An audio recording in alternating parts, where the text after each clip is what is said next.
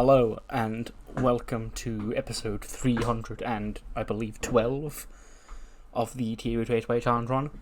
This is going to be Survivor Series time. Night 1 of 1, I guess. I'm here for November, week 4, Sunday. I believe I said it was Saturday, but it's Sunday in the game. We'll just say it's Saturday because, oh well, it doesn't matter that much at all. But yes, War Games has arrived. You know, 2 big War Games matches, one to open, one to close. One's 4 men, one's 5 men, just to make them feel a bit different. One will pit Edge, the Viking Raiders, and Randy Orton against the Grand Jury in a 4v4 match. The main event, though, 10 years of the Shield. In fact, I'm going to name the thingy right now. It'll be Survivor Series. The Shield X. Because it is 10 years of the Shield, and the main event will pit Seth Rollins and Roman Reigns on opposite ends of the War Games team to fight 10 years after their debut, who will be the top star. I'm looking at last year's Survivor Series show, and it was genuinely one of my favourite pay-per-views I've ever done. It was NXT, Raw and SmackDown, Brand Warfare, there was draft picks, there was 24/7 Island shenanigans, there was The Rock, there was a DKE shenanigans, and I set up a lot of things for WrestleMania was set up last year at Survivor Series. Will that be the case again this year? Who knows? But without any more further ado, let's jump straight into War, I guess. We do start on the pre-show. I debated bumping it up to the main show, but in the end I just couldn't justify it. And it's a nice hot opener, to get the crowd gassed, because there's people flying around. Ignore what the game says, because I've got my own order of elimination here. It is the team of the Cruiserweight Champion Wes Lee, his MSK stablemates Tristan Ellison and Leslie Young, alongside Nathan Frazier and Axiom, taking on the entire Nice business, which is Anthony Nice himself, RHEA Shawn Daivari, Dominic Mysterio, and Archer Wakefield. And yeah, like I said, I've got my list of eliminations here because we're going through all of these individually. The first person to go is Shawn Daivari, is pinned by Nathan Fraser. Then RHEA Daivari is pinned by Axiom, so it's currently 5-3 to the Babyface team. They then get one back when Axiom himself is quickly pinned after he pins Daivari. He's pinned by Archer Wakefield to make it 4-3 to the Babyface team. And then the Nice business level it up a couple of minutes later when Dominic 619 pins Leslie Young. But then the Cruiserweight Champion himself, Wes Lee, scores the roll-up victory over Archer Wakefield, sneaking one out against the new guy in the Nice business. And it's 3-2 to the Babyface side, with Tristan, Wes, and Nathan against Nice and Dominic. But then Tristan Ellison is pinned by Anthony Nice. Not Nathan Fraser is pinned with a 619 to Dominic Mysterio. And then Wes Lee fights off both I imagine Anthony Nice isn't doing much other than just standing on the apron as Dominic pins Wes Lee with a 619. So the two sole survivors of this pre-show bout here, Anthony Nice himself and Dominic Mysterio of the Nice business. The game said Daivari, Archer. Then Fraser, Tristan, Leslie, Axiom, Nice, and Wesley. So it just had Dominic, but it's Nice and Dominic surviving here. 62 for Fraser, 59 for Axiom, 67 for Tristan, 65 for Leslie, 78 for Wesley, 81 from Anthony Nice, 84 for Dominic, 62 for Archer, and a 55 for both the Daivaris. And yes, a big win for the Nice business here tonight. What did the match even? I didn't even see if I checked the actual match rating. This match is a 74. It's J-Flow against Toxic Attraction and VXT. And again, ignore what the game said because I've got my own order of elimination. But they did leave the... No, they didn't. They left another person as well. Okay. But the first to go is Mizuki. She's pinned Mandy, nails her with that Kiss the Rose knee or whatever to eliminate Mizuki. Then it's quickly leveled up again when Mina pins Chelsea Green. Then J-Flow take the 4-3 advantage when Tam scores the pin over Gigi Dolan. And then Marika is pinned by JC Jane.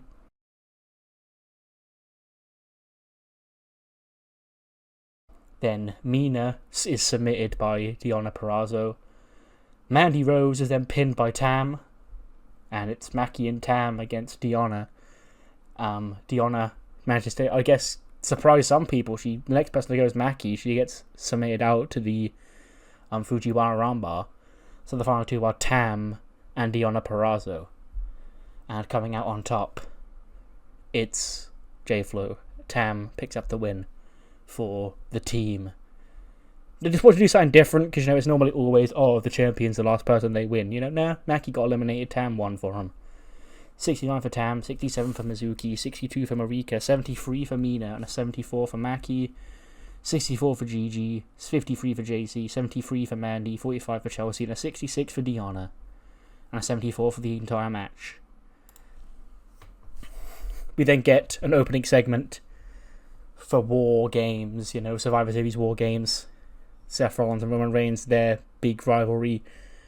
Tonight, they go to war with Seth Rollins, Buster Gates, Nebo Barnes, Rufus Hamilton, and Solo Sikoa against Roman Reigns, Jey Uso, Jimmy Uso, Jacob Fatu. And if you can find a last person, and I guess... But it's currently just 4 members of the Bloodline. But speaking of war, you hear the sirens blaring. We open the show with War Games. The 4v4, the Grand Jury Civil War, with Dolph Ziggler, Damian Priest, King Cobain, Emerson Frost against Edge, Randy Orton, and the Viking Raiders. Starting the match off, we have King Cobain starting out for the Grand Jury, and Edge starting out for the Babyfaces. I imagine he's like, now this is my fight, I wanna do this myself. So he steps into the ring, he starts the match with King Cobain, and they go at it. Edge, I imagine, gets him grounded, gets the upper hand, goes to the corner and backs up for a spear. When the countdown bangs off, we get the boom, and out of the cage runs Emerson Frost, and him and King Cobain work together 2-on-1 to beat up Edge. They do their tag team moves and take Edge down and shit before the next entrant comes in, and it's Eric of the Viking Raiders. He storms to the ring. He probably grabs maybe a kendo stick or something from under the ring, brings it into the ring, starts wailing on Emerson Frost, specifically him. And then he does the big move where he knees someone in the head. And I imagine a funny spot would be he'd want to give somebody the Viking experience, but Ivar's not in yet, so Edge would have to stand in and toss him up for Eric. And then boom, the next entrant comes in. It's Damian Priest, the man who won the advantage for the Grand Jury on Raw by pinning Edge. And he probably brings chairs into the ring himself, and then does Damian Priest things, big choke slam and shit like that. And then another bang, out comes Ivar, and he's bringing the tables.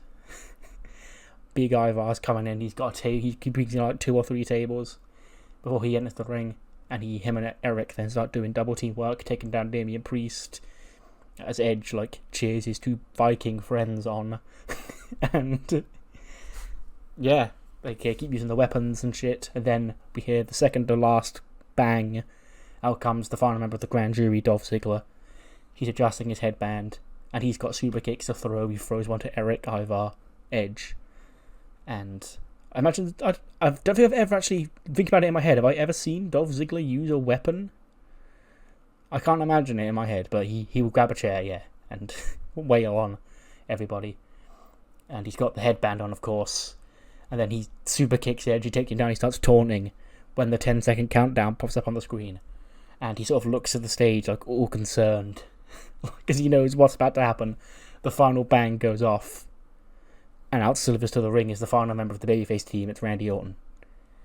And he runs straight into the ring, I guess. Emerson Frost charges at him, he eats an RKO, and then the door is shut, and we let the War Games begin.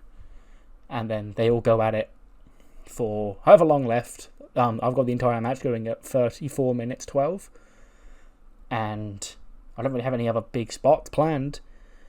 I guess Ivar splashed through one of the tables onto one of the either Ken Cobain or Emerson. Emerson Frost taking a bigger beating, so probably to Ken.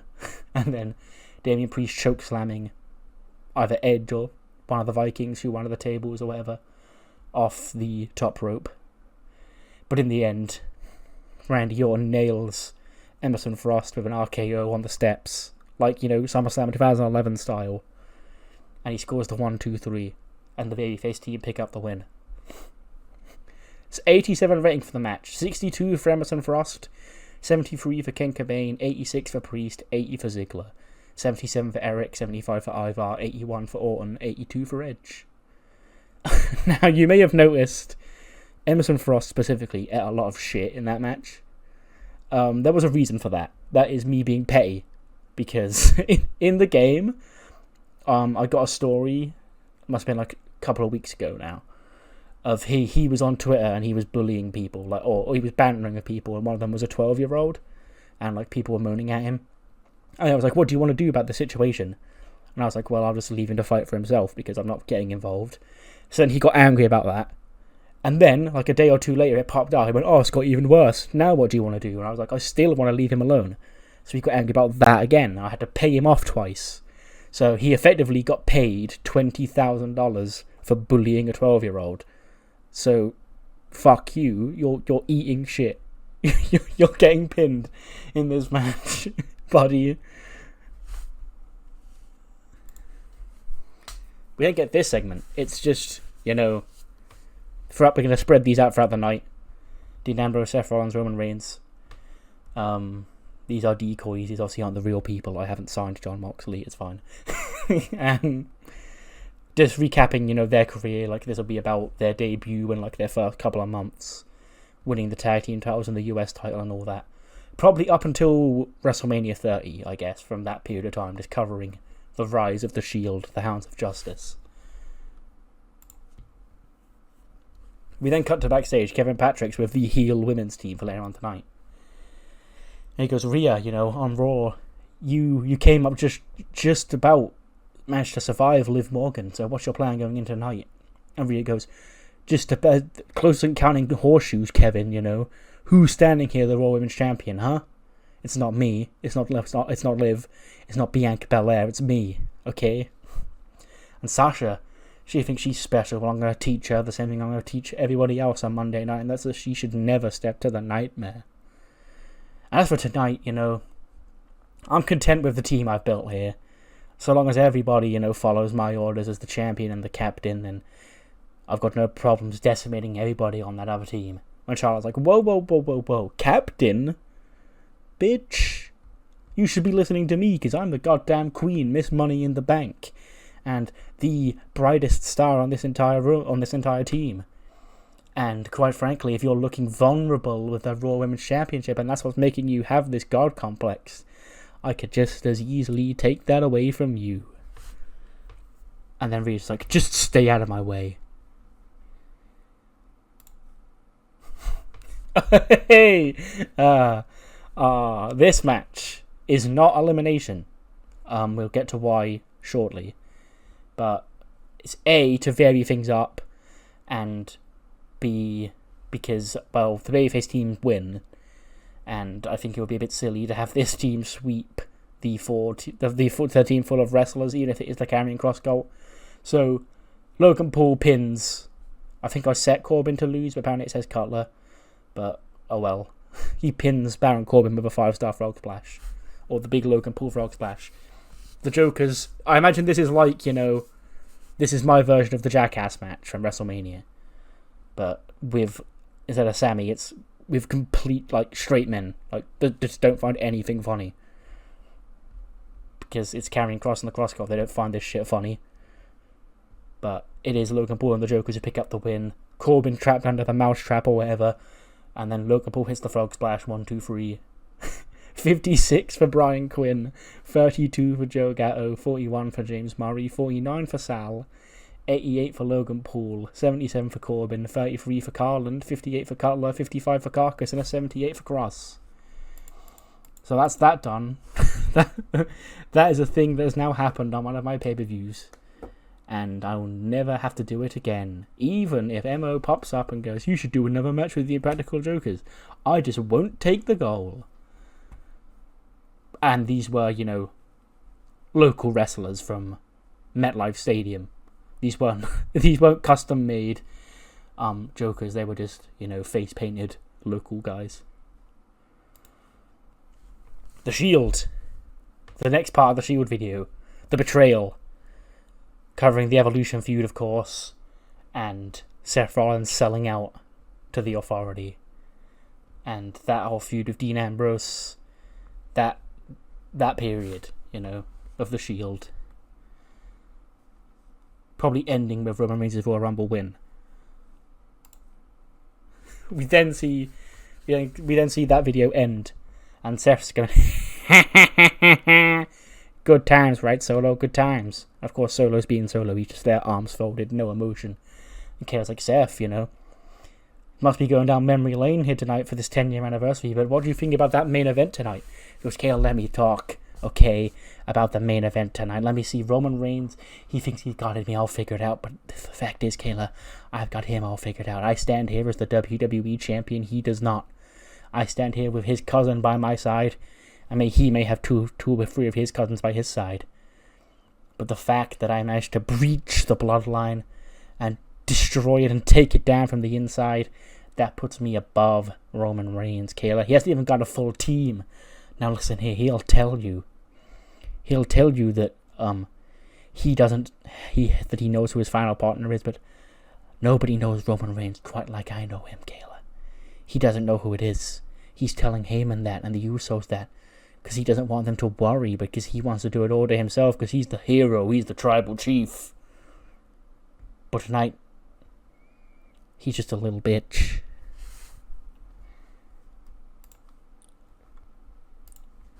Oh, 80. I wasn't expecting this match to do too well because it's got a couple of not really important people in it.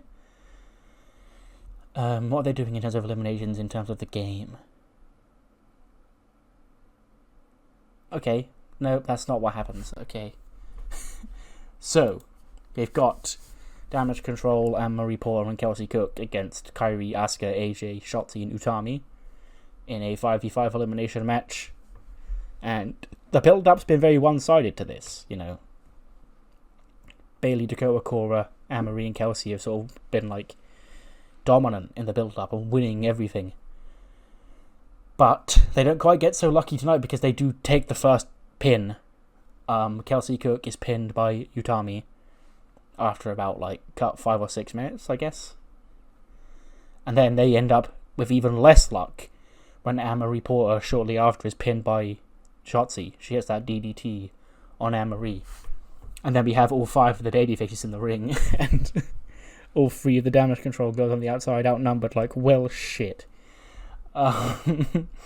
We then get a couple more minutes of them trying to fight. But the next elimination then comes. AJ Lee submits Cora Jade. The Liberty champion taps out to the Black Widow. And Bayley's like, oh my god, you're gotta be fucking kidding me. She charges at Kairi, knocks her off the apron. I imagine she fights her on the outside.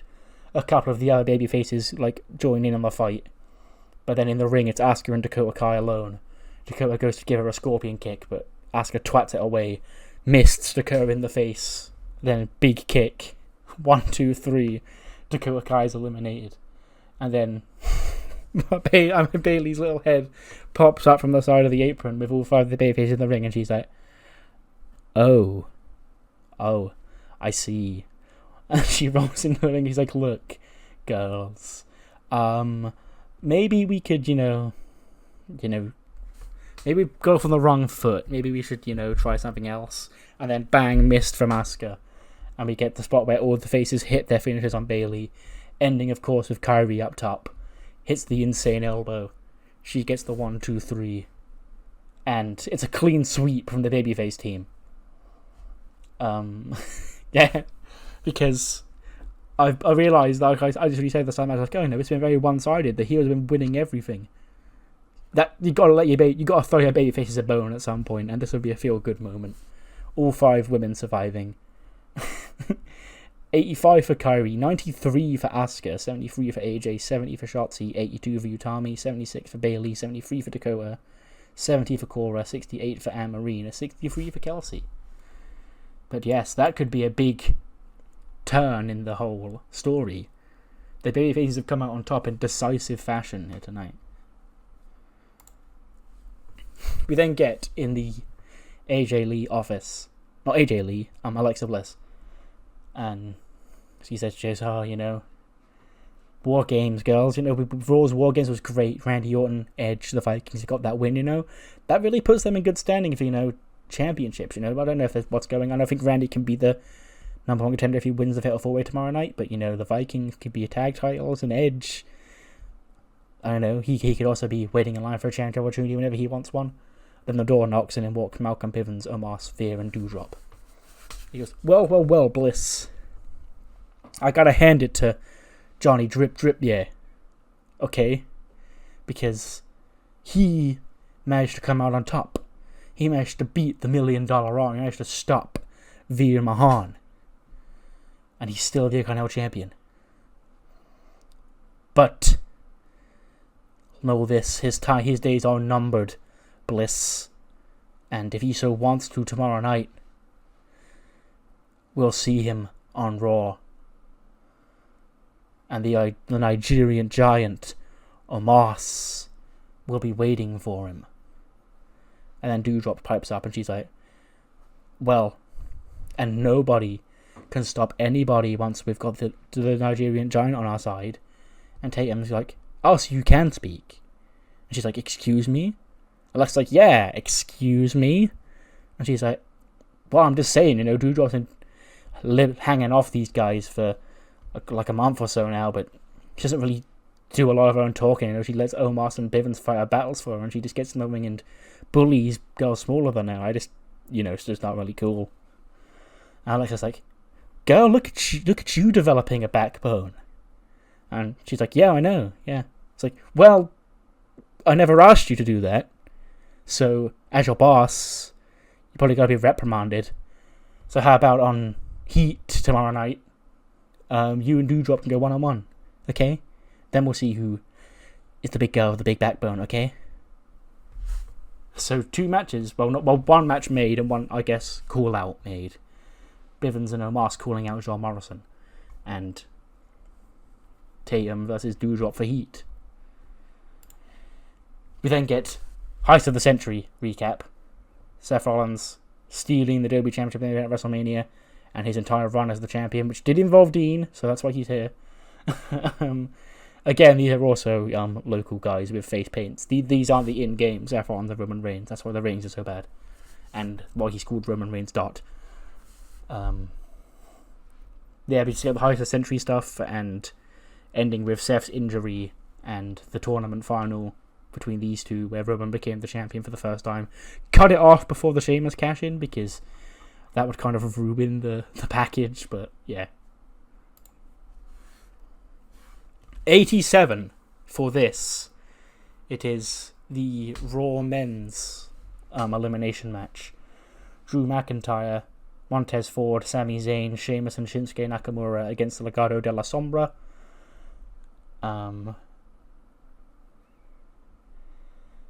They have got Shinsuke and Drew surviving.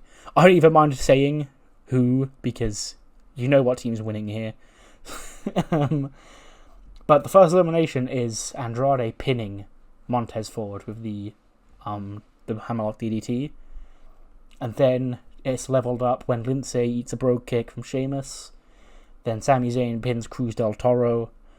Grand Metalik pins Sami Zayn.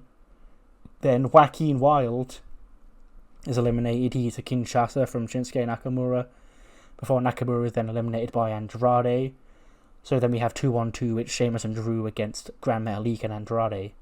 The next elimination is Andrade himself. He eats a Claymore from Drew. And then he goes at it for a bit, but ultimately Metalik is Claymored out of the air. And the babyface team win with Sheamus and Drew McIntyre, the sole survivors. And yeah, that's pretty fine for a filler match, you know. This, because that's entirely what this was. This was a filler match to get Drew on the show, but it overperformed because the match did really well. 90 for Shinsuke, 86 for Sheamus, 77 for Montez Ford, 78 for Sammy, 88 for Drew, 78 for Joaquin, 80 for Cruz. Hold on, bruh. Why are they doing so good? 59 for Lindsay, 90 for Grand Metalik. Joint best in the match. Better than the World Heavyweight Champion was Grand Metalik. And 86 from Andrade. The reunions. This is just, you know, that weird period of the Shield in like 2017, 2018, where they just on and off reunited. Kurt Angle was there for a bit, Triple H was there for a bit, and Dean turned at the end. That's probably where we end that section. A bit weird ending on Dean Ambrose considering we don't have him, but yeah. But yeah, that is the main end point, and I guess the leukemia stuff. So yeah, that period of the Shield, 2017, all those real weird reunions and shit. You then see Corbin backstage. He's all upset. He's holding his head in his hands. He goes, and then Karrion Kross goes, "What are you doing, kid?" He goes, "Look, I'm sorry, man, I'm sorry." He goes, "Sorry's not gonna cut it, kid." He pins up against the wall. He goes, "We put our neck on the line out for you, trying to save you from your weird fate in this cruel, cruel world that's left you to rot. And that's how you repay us. Embarrassment in front of 80,000 people. Those jokesters that weird YouTube kid, they're not better than us. They're not more savage than us. They're not more dangerous than us. But now we look like fools. And it's all your fault, Corbin. So you could do this shit on your own. Because we're done trying to help you find your own survival." And they all walk off, and Corbin's on the floor. He's like, "Oh, for fuck's sake, I've ruined my chances." And then Karrion Kross walks back into the frame, and he goes, "And I'll take my K back." So Baron Corbin with a K was very short-lived, but I thought I had to do it. If he was reuniting with the Cross Cult for even one match, he had to be called Corbin with a K. But no more. He has lost his honorary K. 79. I guess that's fine. There was apparently a lack of psychology in this match, which when Shida and Charlotte and Sasha are in there, whatever. But yes, it is the Raw Women's match, and this game had elimination. That's odd. Okay, fair enough. I don't know why I check. I just like checking, but that's not the finish. I've got my own finish. The first elimination is for the babyfaces.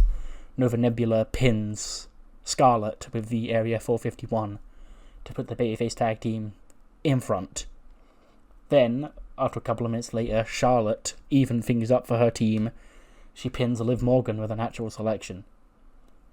Then, 4-3 up go the babyfaces when Hikaru Shida pins Sonya Deville with the knee strike. But then as soon as she pins her, Julia slides in the ring and she takes Shida down, evening up almost immediately. So yeah, it's Bianca, Sasha, and Nova against Charlotte, Rhea, and Julia.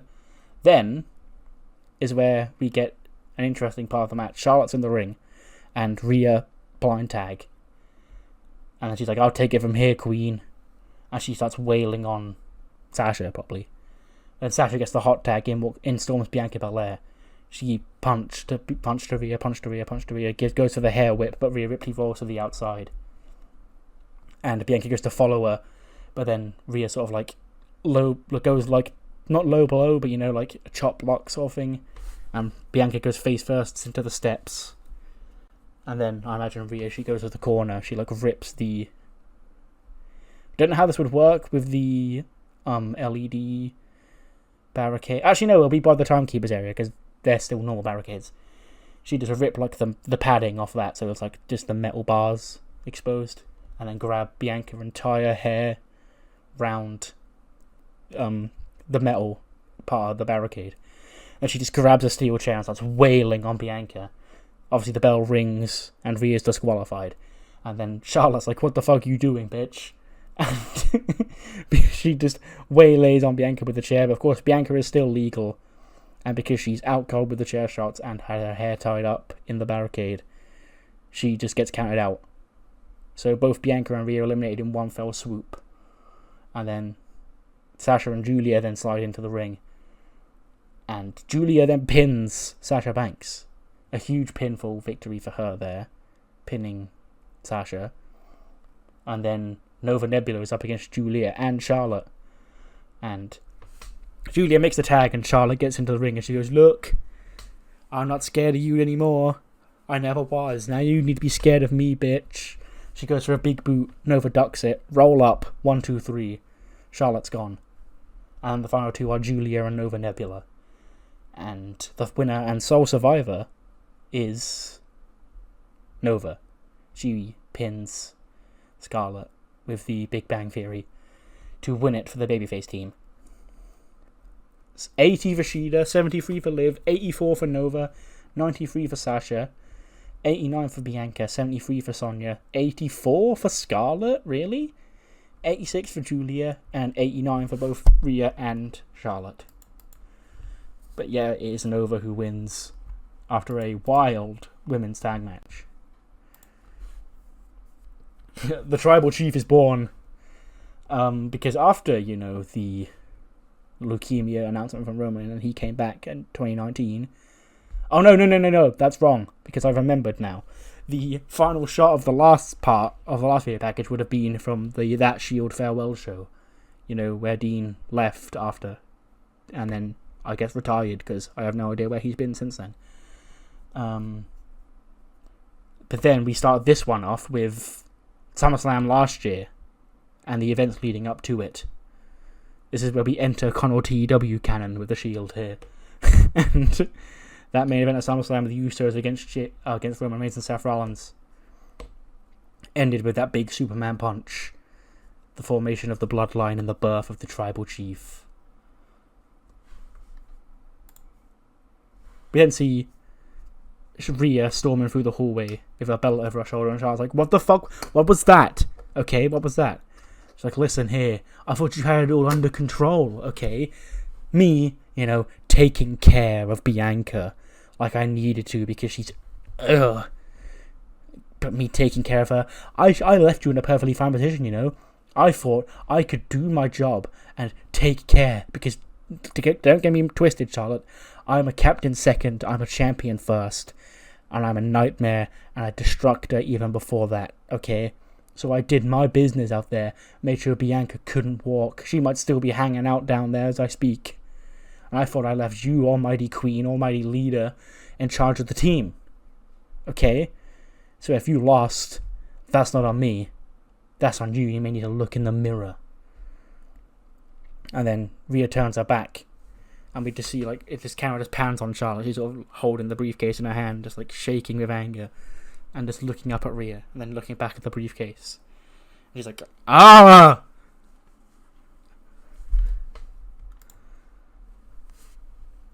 $80. Dudley cracked his tailbone, which made the match go to shit, apparently. Yep. Exactly that. Brilliant, okay. But it is the Regal Coalition against the OC.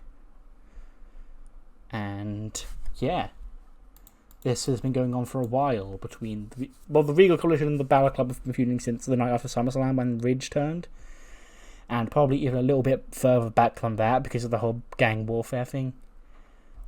But it all comes to an end here tonight, and the first person to be pinned is Jagger Reed from the Regal Coalition. He's laid out with a magic killer. Gallows gets the pin on him. The next to go is the honorary member of the OC, Santos Escobar. He eats a bit of rend from Pete Dunne to level things up. Then Dudley does his thing. He hits the Dudley device on Carl Anderson he gets the 1-2-3. Carl Anderson's eliminated. And then, even further along than that, I imagine the spot is he'd hit that big airplane spin, the impressive one, on Luke Gallows, of all people. Gallows would be put down, he'd be all dizzy, and then a big Dudley device would take the big man off his feet. 1-2-3. And now we're just down to just 2 versus 4. Balor and AJ against all 4 people. Then obviously Rip Fowler goes next. He eats a coup de grace from Finn to make it just Finn and AJ against Dudley, Pete and Gunther. Then Pete Dunne is eliminated next. He gets a phenomenal forearm to the noggin to tie things up, 2v2. Then, after a hell of a fight and apparently cracking his tailbone, Dudley's the next to go. He eats a Styles Clash. And it's just Finn Balor and AJ in the ring, side by side, battered, as Gunther steps in. And he obviously does big chops, tries to take both men down by himself as they work over him. He nails AJ with that big boot, grabs Finn, hits that powerbomb, 1-2-3, Balor's gone. And the final 2 men, just like on SmackDown, AJ Styles and Gunther. And they go at it, they exchange strikes, big chops, big forearms, big kicks from AJ, I guess. He gets him groggy, he goes for the phenomenal forearm, but he's twatted out of the air by a big chop.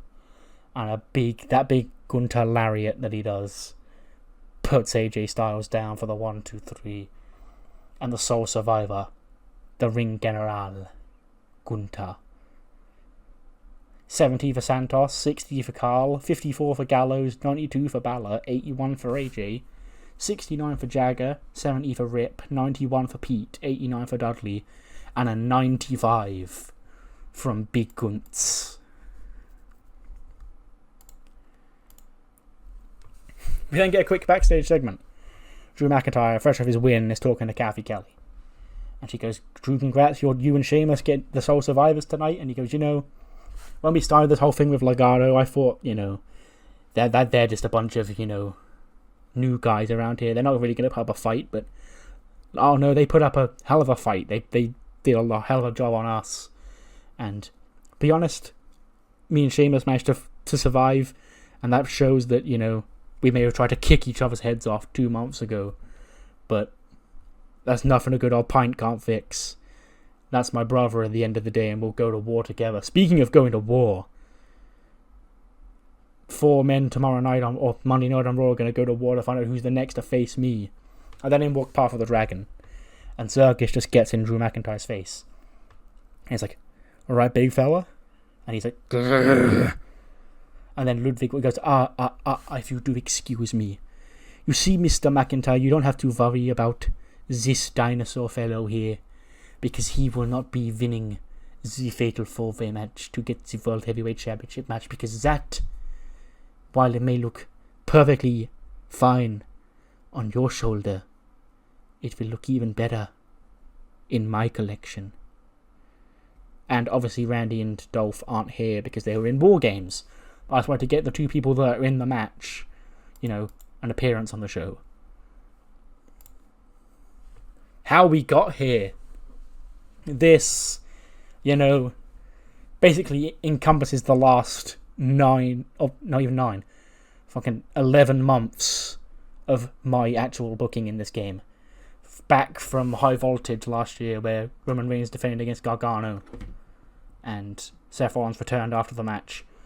Through the Rumble, through Seth Rollins feuding with Jacob Fatu at WrestleMania, through him having to try and earn a title shot by Money in the Bank, King of the Ring, Carmelo Hayes, all the way to Cardiff, and the arrival of Solo Sikoa. And that'll probably be the ending point with Seth Rollins with the WWE title, because people will get a actual hype video for the recent events before the main event. But before the main event, we do need time to relax a little bit. So let's kick it up, grab food and drink, and head to the Samson Shack. Apparently the cinematic approach backfired and it was a bit of a mess. Probably because, again, these are random local guys disguised as members of the Samson family. But House of Black rock up in their tinted windowed black car in the night. And then Webster, Andrews, and King step out. And Alistair's still in the front seat, and he just turns to Danny in the back. He goes, "You coming?" And she's like, "I'll be here if you need me." And then Alistair steps out, and then they walk towards the front porch, and Elias's just there in a little rocking chair, just strumming his guitar. And he goes, "It ends now, Samson." And he goes, "Ah, finally you've arrived." And then the door opens, and out come the rest of the Elias family, and they brawl around, because this will be easy to film, like in real life, because like it would just be Elias in different outfits. We can just film different scenes at different times and splice them together. So that's why I made this cinematic, because I can get away with it. And yeah, it goes as you think it would. A brawl both inside and outside the house, because I imagine there'd be some comedy stuff to do inside the house, so we will definitely send Andrews and Webster in there. And eventually Danny Luna would get out of the car and run in to help her, because I want an interaction between her and an Elias mother called Esther, who makes a cameo appearance. But in the end, things have all been... There's no more of this chicanery. Brody King is like speared Elias through a fridge. Elrod and Ernie are fighting with Webster and Andrews, and they're in the front yard, and Ezekiel's there with Aleister Black, and he goes, "It didn't have to come to this. You could have just been honest with me." And Ezekiel goes, "Have I not proven that I'm not Elias?" And Aleister just looks down, he just smiles, and he goes, "You may well not be Elias, but there's one thing I thought you were, and that's one of us. But turns out, you're nothing more than a disappointment." Boom, black mass. Elias is down on the grass. Aleister puts his foot on Ezekiel's chest. 1, 2, 3. And the House of Black win the Samson Shaq showdown. And then I imagine they go to leave, but Aleister sort of stops and turns back around, and he pulls out like a lighter, tosses it down, and lights the Samson Shack on fire. Presumably implied with at least Ernie and Elrod in it. Maybe we get a scene of Elias crawling out, because I don't really want to kill off the Elias character. Realistically, it should be Ezekiel that I'm killing off in there, but I can't, because Ezekiel is what the person that is actually Elias would be currently portraying, and that I needed that finish. So yeah, but now main event time. It's been 10 years since the Shield arrived. If I would be allowed to, because I haven't booked it onto the show, but like in real life, I would reach out and be like, "Hey, can you get Mox to send in a video?" And if he did, he did. If he didn't, he didn't.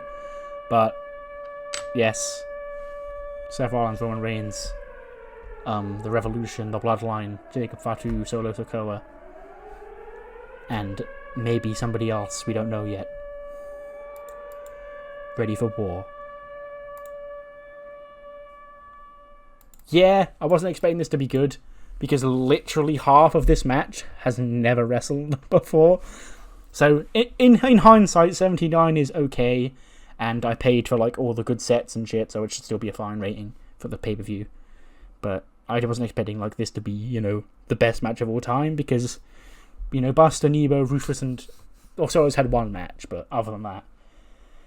And this is also, I want to talk about Jey Uso, because I don't know if you noticed, but Jey Uso sort of came back to TV early. He was supposedly still injured up until, I think it was literally week 2 of November. But obviously I've had him on TV for like 2 months now. But he's not wrestled a single match. Because I wanted to honour his injury length. But I went into the access and shortened it so I could have him appear on TV Because I imagine, like, if he's at the back end of that concussion sort of stage, he could probably appear on television. But he didn't step into the ring until now, where he would have been cleared. But I wanted to have him around so that I could use him. Anyway, Buster Gates, Ricky Starks, opens the match for the Seth Rollins team. And I haven't mentioned, Seth Rollins coming out. Of course, he's wearing the Shield gear. He does the Shield entrance out of the crowd. Goes, ha ha ha ha. Laughs in Roman's face because Roman's in the cage because the Bloodline came out first. All this shit. This is all planned out. I can tell you exactly how the entrances go. The Bloodline come out first. They all get in cage. Roman's like, no, Jimmy, you got to prove yourself because you were the one who's been by my side the whole time. He said, Jimmy down. Then Solo Sikoa comes out. He just stands on the ramp staring at the Bloodline in the cage. Then out comes the Revolution. And then out comes Sierra Hotel India Echo Limo Delta, Seth Rollins in the Shield gear with a title through the crowd. And he laughs at Roman's face, and Roman's like just trying to avoid even looking at him. Because if there's a big button that you don't press to piss Roman off, it's mentioning the Shield. But yes, it's Buster and Jimmy who start the match. And this is our good chance to show what Buster can do, because he's not really wrestled yet. And this is his first match, main event of pay-per-view. And then, boom, the next entrant comes in comes big Rufus Hamilton, Alexander Hammerstone. And him and Buster work over Jimmy. These fucking names, man. I hate the goal. Everyone has to be renamed. But it's fine. They'll grow on me just like Dudley Davis did. It's fine. But then the next boom goes off and out comes Jey Uso. And he storms to the ring to help his brother. He throws a super kick to Buster, a super kick to Rufus. And we have the Usos running wild for the first time in over a year. Jimmy flying about. Jey probably taking it a little bit slower because he was concussed for a while. And then bang. Next entrant comes in, Nebo. Nebo storms to the ring. He's a big boy, Maybe he brings the toys in with him. He brings a couple of chairs or whatever in because we need them. Because it's War Games. And then the three members of the Revolution beat up the Usos, proving that they're here. They are the next top faction, or next top trio here in WWE, to debut at Survivor Series. When the numbers are then leveled up, when Jacob Fatu storms out of his cage. And he immediately gets into the face of Nebo Barnes, and they start hossing it out. Maybe with some double table clash, where one of them's on the other one's shoulder, and the table's pressed up in the corner, and they both fall through the table, that spot. And then the Usos have the upper hand when, boom, Solo Sikoa makes his way out. And the Usos, despite being on top, they sort of stop because, they don't want to hit their brother. Solo comes into the ring, he just stands there staring down. I imagine he's in one ring and the Usos are in the other ring. And then the Usos are like, nah, Oos, we don't want to hit you, Oos. We don't want to hit you, Oos. Then Solo grabs Jimmy and he's about to throw him when he gets hit a big super kick by Jacob Fatu. Jacob Fatu is the only person on this Bloodline team who's been willing to put his hands on Solo so far. Maybe there's beef there that we don't know about. I mean, there's certainly beef there, but I mean like a feud, not as in meat. But they start hossing it out. I imagine in the centre bit, where the two rings link up. And Solo hits the spinning solo on to Jacob. When, boom, the countdown ends. The pyro, or the bang goes off. And the Bloodline's cage door opens. And Roman just sort of sat there. He's looking down at the floor and he sort of looks around in confusion like, huh. And he looks across because, of course, Seth's the only person left in the cage on the other side. And he's like, ha ha ha, you're in, big dog. You're in, big dog. And Roman just sort of just gets out and just approaches Seth's cage, just stares a hole through him. Then he just shakes his head. He knows he's got to walk to the ring. And he does so. And he enters the ring and he twats all the Revolution guys. And he goes face to face with Solo. And Solo's like, what's up, Oos? Come on, bring it on, Oos. Bring it on. And Roman Reigns, he throws a right hand at Solo and they start exchanging strikes. Roman Reigns willing to put his hand on his cousin here. Superman punch. Superman punch to Buster. He goes for a big ooh-ah. He goes to spear Solo. But then Nebo throws himself in the way and he takes the spear. And Solo hits a super kick on Roman, bounces off the ropes. He goes for the spin in Solo, but Roman fights out of it. Superman punch takes Solo down. Then 10, 9 pops up on the screen, and Roman just turns around. He waits. Bang! Seth Rollins' cage door opens. And he walks to the ring. He takes his sweet ass time. He's probably even doing a little dance or whatever down the ring. He goes onto the ring and he grabs a couple of weapons. And he throws them into the ring. And one of the things he grabs is a chain. And he grabs the chain. He whacks Roman Reigns with the chain. Roman drops down. Then Seth, he pulls the door to, and he ties the chain around the door so it can't be opened. And Heyman's on the outside going, What are you doing? You can't do that. He goes, haha, unlucky, Paul, unlucky. Unlucky, big dog, huh? And he starts wailing on Roman with a chair. And 5-on-4, Seth's team has the advantage, you know. He picks up Roman, one of the other boys puts the chair down, and he goes to stomp on him on the chair when the countdown pops up on the screen. 5, 4, 3, 2, 1, bang. And nobody comes out. And Seth's face goes from shock. Then he starts smiling. He's like, ha! I knew it, big dog. You're all hype. You couldn't find any friends. You've alienated everybody, huh? Huh? Come on. Tell it. Let the war games begin. Say it now. And then, I imagine Samantha, the ring announcer, stands up and she's about to say, let the war games begin.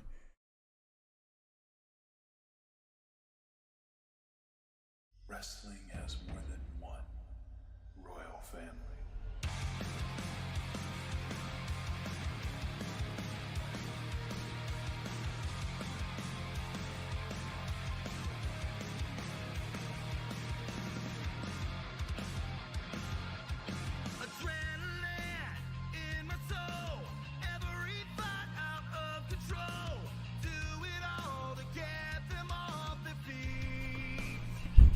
And then out from the ground rises the American Nightmare.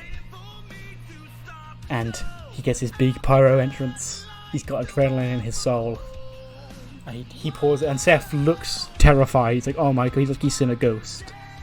And then he sort of stops and realizes, but we've locked the door, you know, we can't even get in. I imagine Cody, he takes the jacket off, hands the weight belt to a fan. He tries to open the door, and he pulls at the door with the chains wrapped around it. And Heyman goes, it's locked. And Seth just laughing on the other side going, ha ha ha ha ha. Well, of course, Cody just shakes his head. And he starts climbing the cage.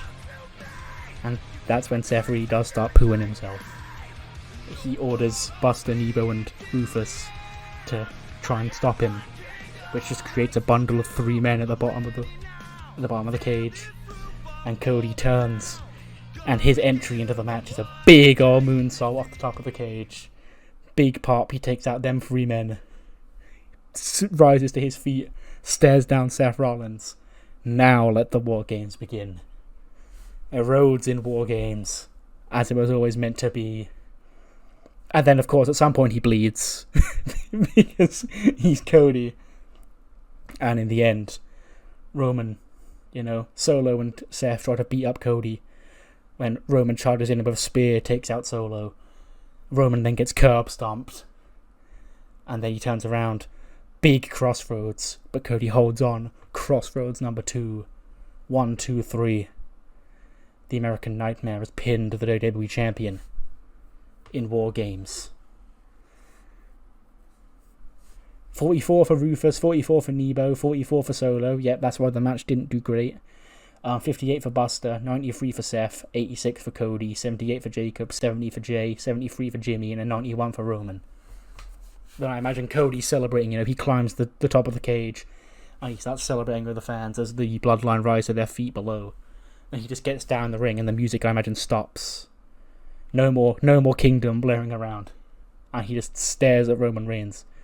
Roman just stares at him, like they just glare at each other. And then Cody just goes to Roman. He just sticks one finger up and he goes, "You owe me one." And then Cody leaves. And I imagine they finally got the chain off the door now. So Cody leaves through the door and the bloodline just stand in the ring I guess kind of celebrating, as Cody like sends his celebration to the crowd to end Survivor Series. 84, yeah, it's because of the main event. But I don't care, because look at it, this is a banger show. Look at how long all the matches are. Again, like I've said before about a million times, that won't be every year. Just it's something I felt like doing this year. I was like, yeah, make Survivor Series fun. Let's just make everything like it used to be. Everything used to be an elimination tag match. But yes, what a show. The Shield X, Cody Rhodes, the American Nightmare, is back, taking out the man who took him out. And Seth taking the pin, because funnily enough, the WWE champion in that main event was the one who felt the most like, this is the one who should eat the pin here. Because I didn't want to pin Solo or any of the other three. So, Cody pinning Seth was fine. But also, Seth can also still claim that Roman Reigns has never beaten him, because that was Cody, that wasn't Roman. More layers to play with as we head forward to Raw. And of course, Cody is still on Raw. So, we will hear for him in the next episode. But Roman and Seth are still on SmackDown, so what's that all about? But anyway, what matters more than the 84 is what you thought of the show. So do let me know what you thought in the comments below. And I'll see you next time for the first Raw of December, as Raw builds to New Year's Revolution, which is the first week of January. This is the last time we'll see the Raw guys on pay-per-view this year. But SmackDown has High Voltage on December week 3. But New Year's Rev is first week of January. So 5-week build for Raw, 3 for SmackDown. And that 5 weeks of Raw build begins next time. See you then.